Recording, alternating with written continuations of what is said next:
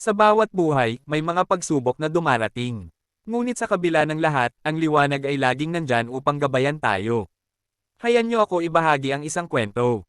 Ito ay pinamagatang, Liwanag sa Dilim. Sa isang maliit at payak na bahay. Sa loob, kumakain ang isang pamilya ng hapunan.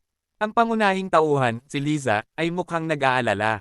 Liza, anak, bakit tila mabigat ang iyong loob? Inay, nawalan ako ng trabaho kanina. Paano na tayo ngayon? Sa kanyang silid, si Liza ay nakatingin sa bintana, may luha sa kanyang mga mata. Sa gitna ng dilim, si Liza ay humahanap ng liwanag. Si Liza ay nagdarasal sa kanyang silid.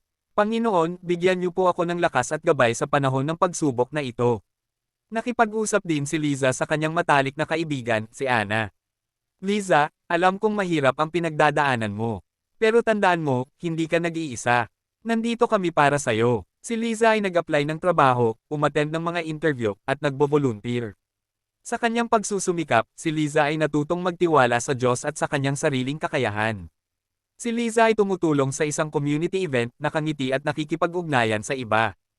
Ang kanyang kabutihan at pagtulong sa kapwa ay nagdulot ng liwanag sa kanyang buhay. Si Liza ay nakatanggap ng job offer mula sa isang kilalang kumpanya. Liza, natutuwa kaming ipaalam sa iyo na tanggap ka sa aming kumpanya. Maligayang pagdating sa pamilya. Si Liza ay nagdiriwang kasama ang kanyang pamilya at mga kaibigan sa bahay. Liza, ipinagmamalaki ka namin. Sa kabila ng lahat, hindi ka sumuko. Salamat po, Itay. At sa lahat, salamat sa inyong suporta at pagmamahal. At higit sa lahat, salamat Panginoon. Si Liza ay nakatingin sa paglubog ng araw, may ngiti sa labi at puno ng pag-asa para sa hinaharap. Sa bawat pagsubok, laging may liwanag. Magtiwala sa Diyos, magtiwala sa sarili. Ang bawat pagtatapos ay simula ng bagong paglalakbay. Huwag mawalan ng pag-asa dahil ang liwanag ay laging nandyan. Thank you for watching. Follow me for more short stories like this. See you.